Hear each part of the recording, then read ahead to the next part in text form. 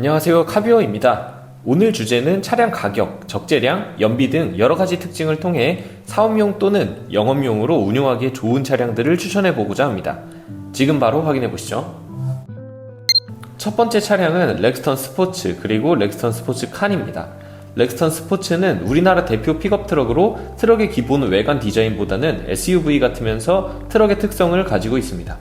렉스턴 스포츠 모델을 기준으로 만들어진 칸은 전장이 320mm 정도 증가하는 것이 가장 큰 특징을 가지고 있고, 기본 3,104만원부터 시작하며 생각보다 금액대가 높지만 그만큼의 실용성을 뽑아주는 모델이죠. 파워 리프 옵션을 추가하면 17인치 타이어로 변경되면서 200kg 정도의 중량을 더 늘릴 수 있습니다.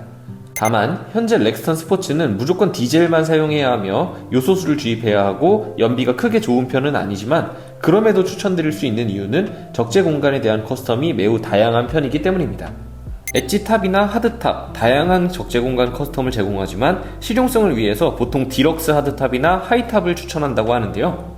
냉동과 온도 유지가 필요한 식품을 취급할 수 없지만 일반적인 적재물들을 악천후로부터 보호할 수 있는 것이 특징이죠. 그 외에도 사이드 스텝 같이 많은 액세서리로 차량에 원하는 기능들을 다양하게 추가할 수 있는 다재다능한 차량 중 하나입니다. 두 번째는 트랙스 크로스오버 2025년식입니다.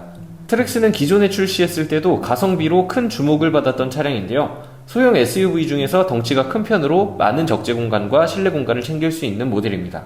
차량의 시작 가격은 2,188만원부터 시작하지만 상위 트림 액티브부터 내비게이션의 무선 연결같이 편의성이 대거 추가됩니다. 기본 725L에서 좌석 폴딩 시 1532L의 적재 공간이 제공되고요. 복합 연비는 약 12km와 1199cc의 배기량으로 연비 효율과 자동차세 부담도 낮은 편이죠. 굳이 2025년식의 연식을 언급한 이유는 온스타라는 스마트폰 앱이 공식적으로 출시하게 되면 스마트폰으로 차량의 상태부터 헤드램프 작동이나 시동같이 원격 조종 편의 기능들이 대폭 추가되기 때문인데요. 연식 변경 후에도 가격이 동결되면서 편의성이 많이 향상되었고, 온스타 기능을 활용하려면 2,821만원의 액티브 이상 트림을 적용해야 하며 연비와 상품성 두 가지 측면에서 영업용으로 충분히 활용이 가능한 모델입니다. 르노코리아에서 가장 많은 판매량을 보유한 QM6는 2,400만원 후반부터 3,600만원 중후반대에 구성된 차량으로 LPG와 가솔린을 모두 선택할 수 있는 차량입니다.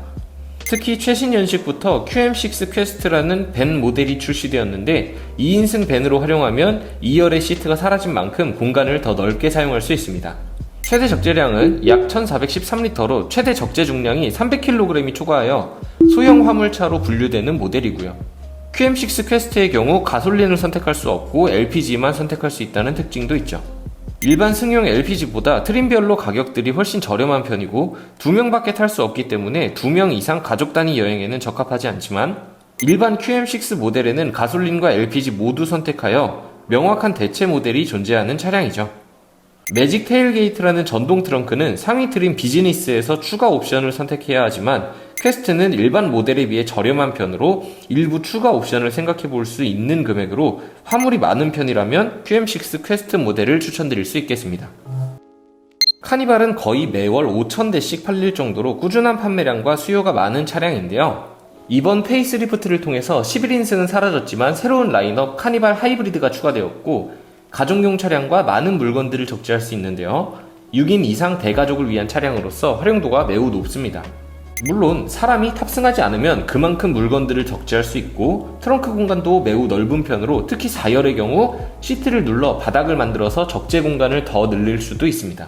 3,400만원대부터 시작하는 카니발과 3,925만원부터 시작하는 카니발 하이브리드 두 가지 모델이 준비되어 있는데, 일반 카니발의 복합 연비는 리터당 9km이지만 카니발 하이브리드의 복합 연비는 13.5km까지 상승하며 친환경차에 포함되는 연비 기준에는 미달되어 친환경차 혜택을 받을 수는 없는 모델입니다. 주행거리가 많은 경우에만 하이브리드 모델을 추천드릴 수 있는데요. 카니발은 가솔린, 디젤, 하이브리드 각각 9인승과 7인승을 제공하며 그래비티 트림은 디자인의 변화가 대부분이라 보통은 노블레스부터 시그니처 등급까지만 어떤 편의 기능을 선호하는지에 따라 선택해보시는 걸 권장합니다. 경쟁 모델 스타리아의 경우에는 LPG와 디젤 두 가지만 선택 가능하고 리프트 및 의류 같은 특수업계에서 사용되는 차량에 가까운 만큼 스타리아보다는 카니발을 일반 영업과 사업용으로 적합하죠. 특히 9인승 이상 모델을 선택하면 부가가치세 매입세 공제를 통해 비용적인 부분을 효과적으로 줄일 수 있어 7인승보다는 9인승 모델이 가격도 저렴하고 추가적인 공제로 비용 부담이 낮아 9인승의 수요가 훨씬 많은 편으로, 주행거리가 길고 잦은 편이라면 하이브리드를, 그렇지 않다면 일반 9인승 카니발 모델을 추천드릴 수 있겠네요. 마지막은 기아 자동차의 레이입니다. 레이는 가솔린만 사용하는 경영 RV 중 하나로 14에서 15인치 휠을 사용하여 바퀴가 굉장히 작은 편인데요. 레이의 복합 연비가 12에서 13km로 높은 편은 아니지만 상당히 괜찮은 연비를 가지고 있습니다. 최고 출력 76마력과 토크 9.7kg/m의 성능을 가지고 있는데 대한민국의 도로는 대부분 포장도로로 이루어져 있어 주행하는 데는 큰 문제가 없죠. 또한 디자인 자체도 공기역학적 효율을 반영하면서 기아 자동차의 기술력으로 전복 가능성을 최대한 낮춰줍니다. 박스 형태의 디자인으로 1인용 밴과 2인용 밴 모두 지원하는 차량이며 운전석 부분의 2열 도어는 여닫이 방식, 조수석 부분 2열 도어에는 슬라이드 형식으로 이루어져 있어 편하게 적재물을 수납할 수 있죠.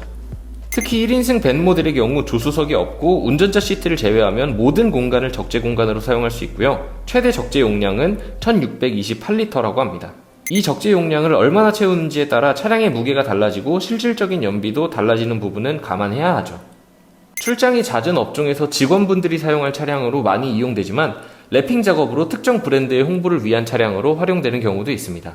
레이가 영업용으로 활용되기 좋은 이유는 공간이 넓은 실용성도 있지만 1330만원부터 1865만원에 구성된 트림 가격으로 2000만원이 안 되는 착한 금액대에 구성되어 있는데요.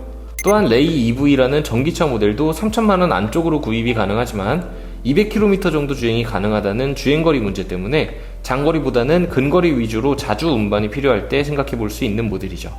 레이는 사업과 업무적으로도 활용성이 좋지만 개인적인 차량을 운용하기에도 좋은 편인데, 레이에서만 제공되는 액세서리는 캠핑을 즐기시는 분들을 위한 사이드 타프, 탈부착식 테이블, 수납 가방, 차박을 위한 에어매트 등 여러가지 캠핑 용품을 추가적으로 구매하실 수 있고 애완동물을 위한 별도의 상품도 준비되어 있습니다. 레이는 종합적으로 보면 2000만원대로 구매가 가능하면서 적재 용량이 매우 뛰어나고 적재를 위한 밴 모델의 시트 구성과 스포츠 레저 활동을 위한 별도의 액세서리 등 다방면으로 활용이 가능한 차량이기 때문에 중고차 시장에서도 감가가 잘 안되는 차량으로 유명하다고 합니다. 오늘은 이렇게 영업이나 사업용으로 활용하기 좋은 차량 5가지에 대해 알아보았는데요. 업무적으로나 영업용으로 쓰이는 차량들은 차량 이용 빈도와 장거리 주행이 많다 보니 차량 구매를 고려하고 있는 분들은 영업용 차량들의 실내 조작성부터 가능하다면 시승을 통해 나에게 잘 맞는 차량인지 체크해 보시길 추천드려 봅니다. 오늘 영상은 여기서 마쳐보도록 하겠습니다. 지금까지 카비어였습니다. 오늘도 시청해 주셔서 감사합니다.